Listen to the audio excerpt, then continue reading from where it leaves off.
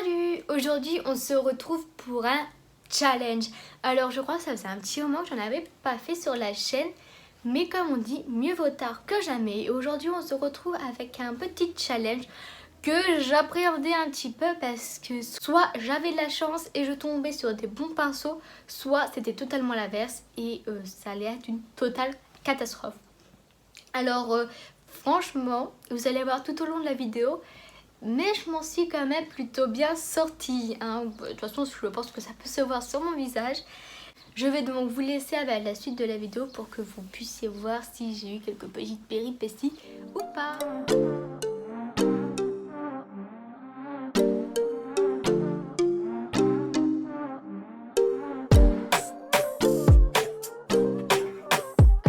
Ce que je vais faire pour le fond de teint, c'est que je l'applique avec une éponge. Donc le but aussi de ce challenge, c'est pas forcément genre de tout déformer. Et si j'ai l'habitude d'appliquer mon fond de teint avec une éponge, là aussi je vais l'appliquer avec une éponge. Donc j'ai le choix entre 3 éponges, mais je pense que je vais directement choisir celle que j'ai l'habitude d'utiliser, comme ça ça sera fait. Et puis on va se concentrer uniquement sur les pinceaux. Alors pour ce challenge, je ne vais pas me concentrer sur les produits, donc je ne vais pas vous les citer. Mais de toute manière, j'ai pas de nouveaux produits. J'ai que ceux que vous avez l'habitude de voir déjà dans les vidéos, donc pas besoin de perdre du temps à les citer. Je sais pas pourquoi j'ai mis mes boucles d'oreilles maintenant, parce qu'elles me gênent déjà.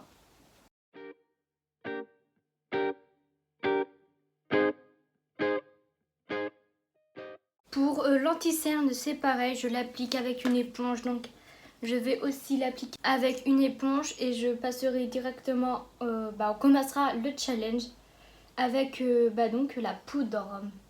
J'espère que je ne vais pas avoir des pinceaux trop opposés par rapport à l'étape du maquillage que je devrais faire, parce que et juste après je dois filmer une autre vidéo, donc j'ai pas forcément envie de ressembler à n'importe quoi. Alors du coup j'ai installé mes pinceaux juste à côté de moi. Je les ai pas tous pris, j'en ai pris 50.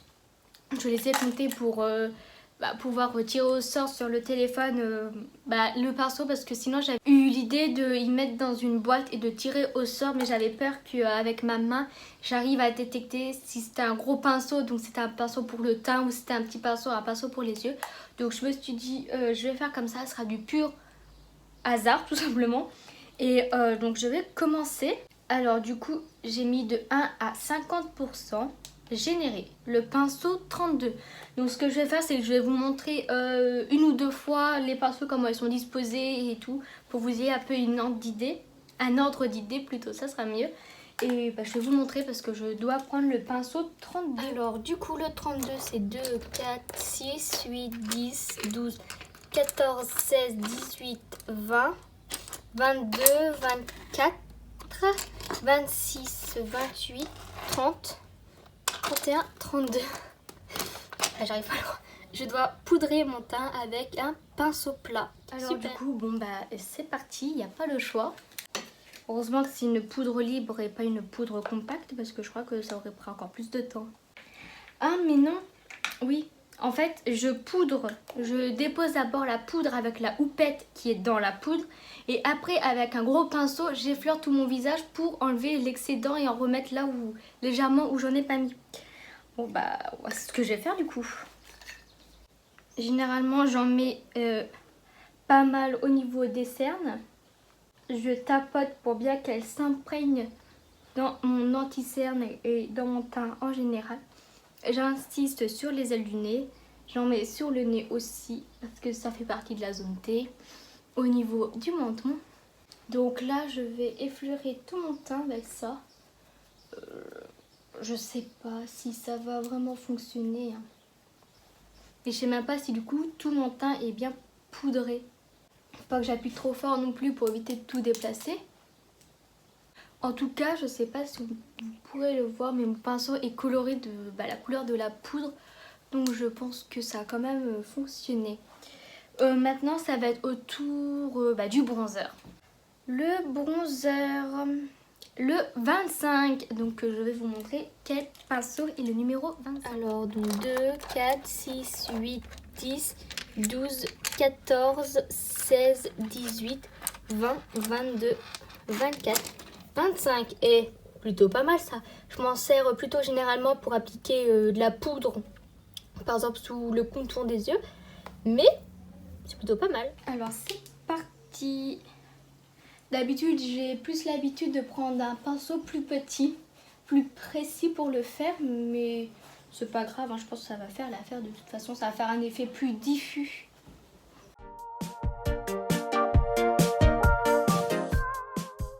L'avantage du gros pinceau, c'est que ça s'estompe plutôt vite.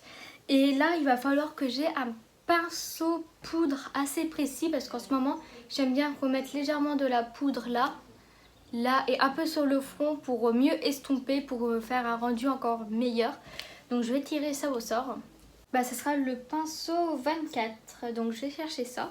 J'ai demandé un pinceau plus précis, je me retrouve avec le pinceau le plus gros que j'ai pour appliquer la poudre. Donc bon, c'est pas grave.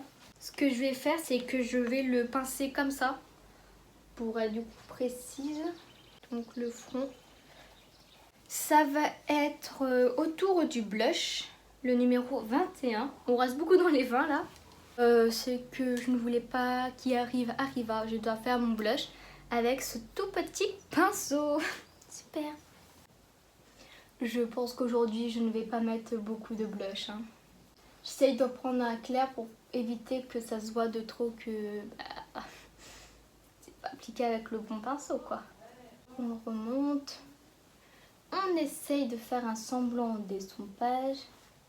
C'est que j'ai l'impression que là pour l'instant on voit plus que j'ai appliqué du blush en vrai que dans la caméra. Mais c'est pas grave. Pour l'instant j'ai pas l'impression que ça fasse un trop mauvais rendu. On va dire qu'il aurait pu être mieux si j'aurais pu mieux l'estomper. Alors pour l'highlighter, ça sera le numéro 17. Donc pour l'highlighter, j'ai pas eu un pinceau trop compliqué, c'est un pinceau pour les yeux estompeur. Donc ça va aller, et encore c'est même limite une très bonne forme pour faire l'highlighter. Pour moi un peu petite, mais ça peut le faire.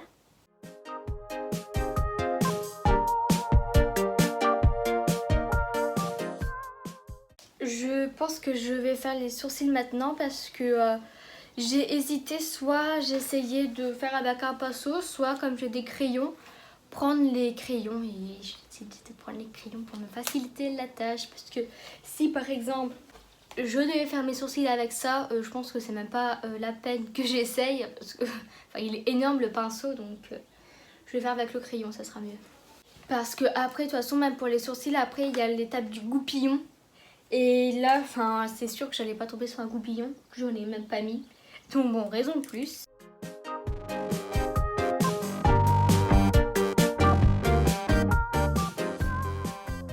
Et maintenant, je pense qu'on va passer à l'étape la plus compliquée, c'est-à-dire les yeux.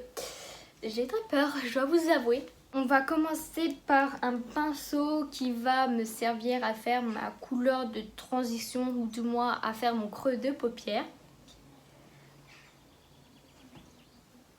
Je suis tombée sur le numéro 1. Et c'est nickel comme pinceau. Et je vais me faire un maquillage plutôt simple et rapide vu que à mon avis je vais pas pouvoir faire un truc qui est extrêmement travaillé, extrêmement waouh, puisque c'est pas moi qui décide des pinceaux.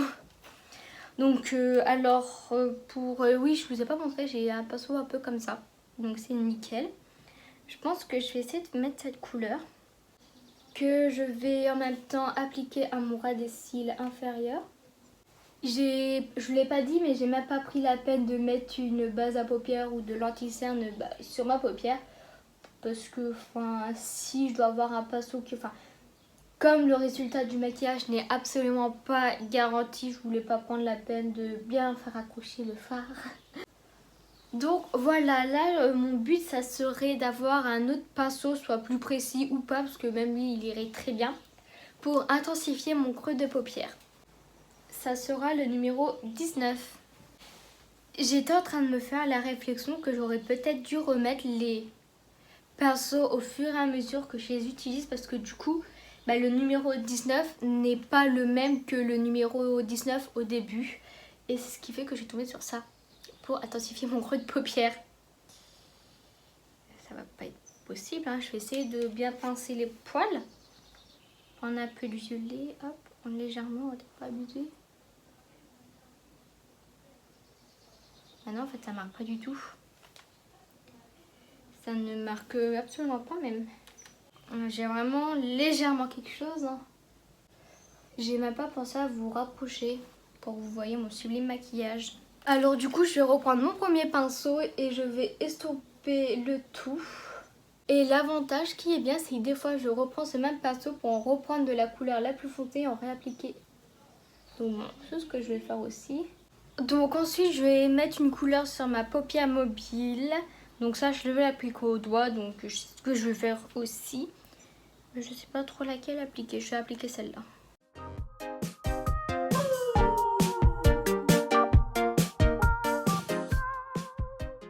Je vais essayer de choisir un pinceau pour mettre au niveau du coin interne. Numéro 16. Et bien c'est nickel parce que c'est un petit pinceau, donc quoi demander de plus. Je vais appliquer un doré plus clair. J'hésite à faire un petit trait de liner pour un peu plus sophistiquer entre guillemets ce maquillage parce que je le trouve un peu simple, un peu vide. Je pense que je vais en faire un juste au ras des cils. Du coup j'ai été faire vite fait un trait de liner pour le mascara, donc recourbement de cils. Ce n'est pas un pinceau, donc je vais utiliser tout simplement ça.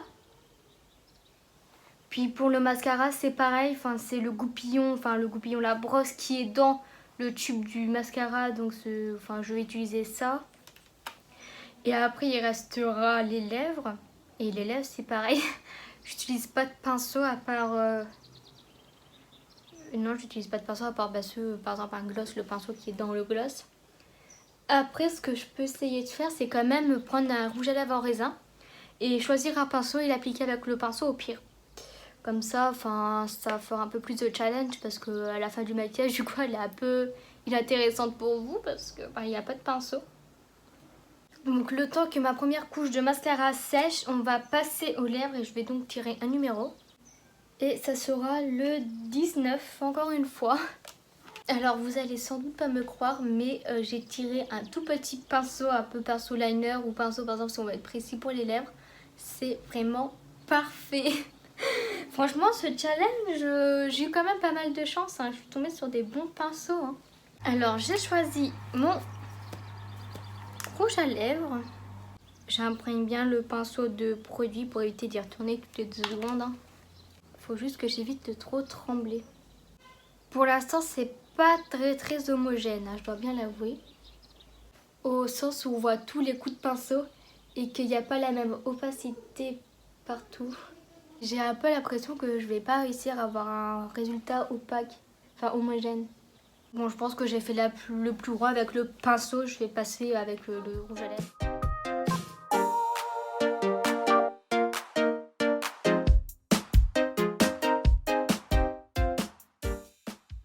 Et voilà, cette vidéo est maintenant terminée. J'espère qu'elle vous aura plu et on se retrouve pour une prochaine vidéo. Bye!